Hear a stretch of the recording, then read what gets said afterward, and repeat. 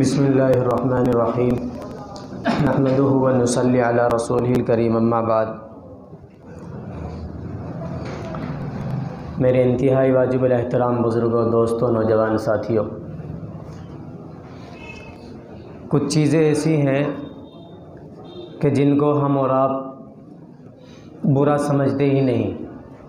عام طور پر جن کے بارے میں پتہ ہوتا ہے کہ بھئی یہ گناہ ہے اور غلط کام ہے تو اس سے انسان کا رکنا آسان ہوتا ہے، اور جس غلط چیز کو یا غلط بات کو غلط نہ سمجھا جائے، گناہ نہ سمجھا جائے، تو اس کو انسان اس لیے کرتا رہتا ہے کہ بھئی یہ تو غلط ہے ہی نہیں۔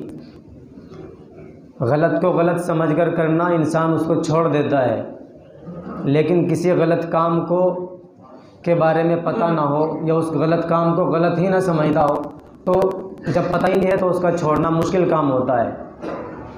اللہ تبارک و تعالیٰ نے قرآن کریم میں ارشاد فرمایا، یا ایھا الذین آمنوا لا یسخر قوم من قوم عسى ان یکونوا خیرا منهم ولا نساء من نساء عسى ان یکن خیرا منهن ولا تلمزوا انفسکم ولا تنابزوا بالالقاب بئس الاسم الفسوق بعد الایمان ومن لم یتب فاولئک هم الظالمون۔ اس آیت کا مفہومی ترجمہ یہ ہے کہ اے لوگو، اے ایمان والو، تم ایک دوسرے کا مذاق نہ اڑایا کرو۔ اور مذاق کی صورتیں بہت ساری ہیں، ان میں سے ایک صورت یہ بھی ہے کہ آدمی جھوٹ بول رہا ہے کسی کے سامنے اس لیے تاکہ یہ جھوٹ سن کر کے سامنے والا ہنسے، اور ایسے آدمی کو باقاعدہ ہمارے معاشرے میں پروموٹ کیا جاتا ہے کہ ہاں بھائی کچھ سنا، جبکہ حقیقت یہ ہے کہ وہ باتوں کو تروڑ مروڑ کر جھوٹ بول کر کے اسی لیے پیش کرتا ہے تاکہ سامنے والا ہنسے۔ تو ایسا کرنے والا اللہ تبارک و تعالیٰ کی لعنت کی زد میں آتا ہے۔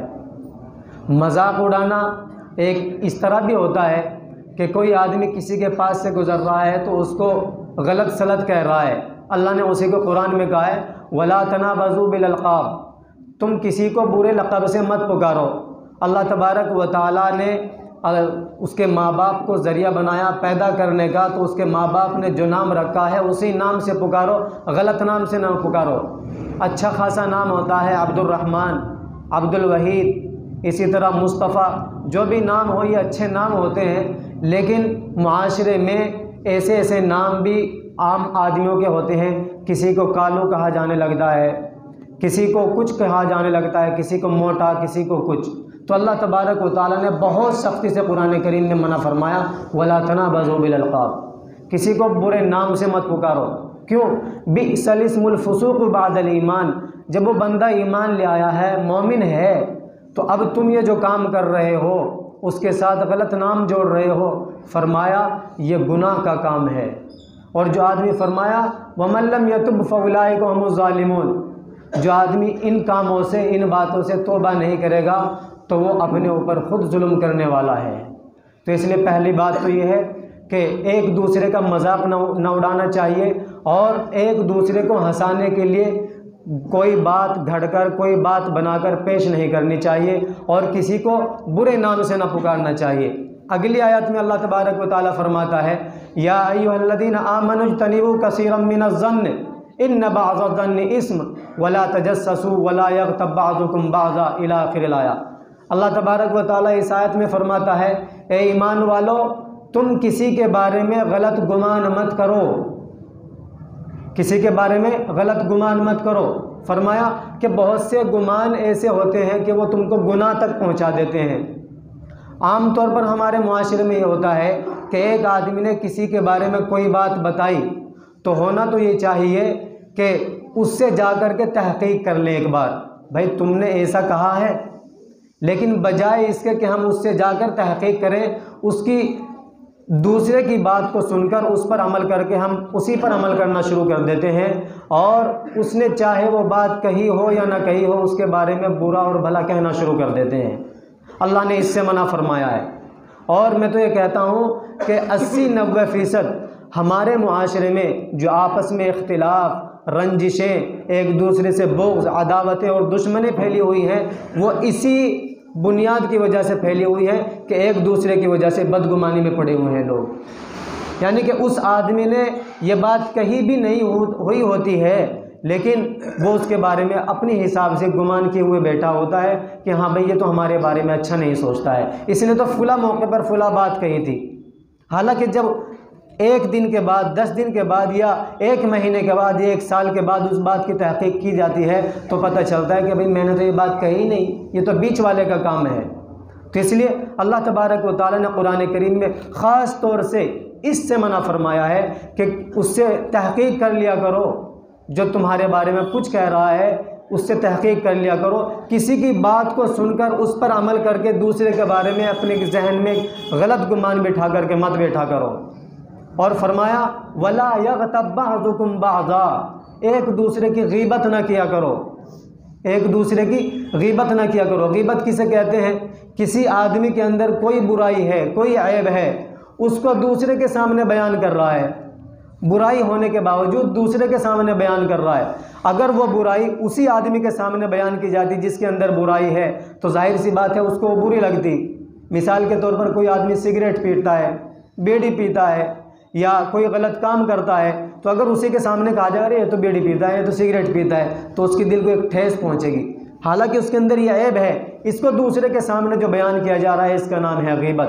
اور اگر اس کے اندر وہ عیب نہیں ہے پھر بھی ہم بیان کر رہے ہیں، وہ بیڑی نہیں پیتا، سگریٹ نہیں پیتا، جھوٹ نہیں بولتا، ہم کہہ رہے ہیں وہ تو بہت بڑا جھوٹا ہے، وہ تو بہت زیادہ سگریٹ پیتا ہے، اس کا نام ہو گیا بہتان۔ تو غیبت وہ ہے جو اس کے اندر عیب ہے اس کو دوسروں کے سامنے بیان کی جا رہا۔ اللہ کہہ رہا ہے وَلَا يَغْتَبْ بَعْضُكُمْ بَعْضًا، تم ایک دوسرے کے سامنے کسی کی غیبت نہ کیا کرو۔ اور پھر غیبت کی ڈیفینیشن بتلائی اللہ تبارک و تعالیٰ نے قرآن میں کہ غیبت کرنا کیسا ہے۔ فرمایا أَيُحِبُّ أَحَدُكُمْ أَن يَأْكُلَ لَحْمَ أَخِيهِ مَيْتًا، کیا تم میں سے کوئی آدمی یہ پسند کرے گا کہ اپنے مردہ بھائی کا گوشت کھائے؟ اللہ نے قرآن میں فرمایا فَكَرِهْتُمُوهُ، دنیا میں کوئی آدمی یہ پسند نہیں کرے گا کہ اپنے مردہ بھائی کا گوشت کھائے۔ ایک تو انسان کا گوشت اور ایک اپنے بھائی کا گوشت، کتنی خطرناک بات ہے۔ فرمایا جب کوئی آدمی اسے پسند نہیں کرتا، فرمایا وَاتَّقُوا اللَّهَ، اللہ سے ڈرو، یعنی کسی کی غیبت نہ کرو۔ اگر کوئی آدمی کسی کی غیبت کر رہا ہے تو گویا کہ وہ اپنے مردار بھائی کا گوشت کھا رہا ہے۔ اس لیے یہ رمضان المبارک کا بابرکت مہینہ ہے، میں نے اس لیے ان باتوں کو آپ حضرات کے سامنے رکھا کہ عام دنوں میں بھی ان چیزوں سے بچنا چاہیے، خاص طور سے رمضان المبارک کے دنوں میں اور زیادہ بچنا چاہیے۔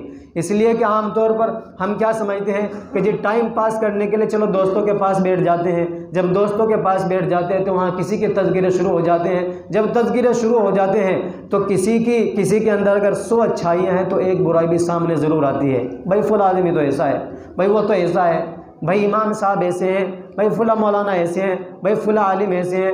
کسی نے بیان کیا بھائی فلاں عالم جو ہیں بہت پہنچے ہوئے ہیں، اللہ تبارک و تعالیٰ نے ان کو بہت نوازا ہوا ہے، مستجاب الدعوات ہیں، ان کی دعائیں قبول ہوتی ہیں۔ تو بیٹھے ہوئے 4 آدمی یہ بات کر رہے ہیں، انہی میں سے ایک کہے گا ارے ہاں ہم نے دیکھ رکھے ہیں، فلاں موقع پہ ہم نے دیکھا تھا، ان کو ہم کہتے ہیں صحیح طریقے سے مصافحہ بھی نہیں کیا تھا، ہو گئی برائی۔ یعنی کہ اتنی اچھائی ہونے کے باوجود بھئی اللہ تبارک و تعالیٰ نے دنیا میں جس بھی انسان کو بنایا، انبیاء کو چھوڑ کر جس بھی انسان کو بنایا، اللہ تبارک و تعالیٰ نے کچھ نہ کچھ کمی ان میں ضرور ہوتی ہے، کچھ نہ کچھ خامیاں ضرور ہوتی ہے۔ کیوں؟ اس لیے کہ اللہ تبارک و تعالیٰ نے جو انسان کو بنایا ہے بھول چوک اور غلطی سے ہی بنایا ہے۔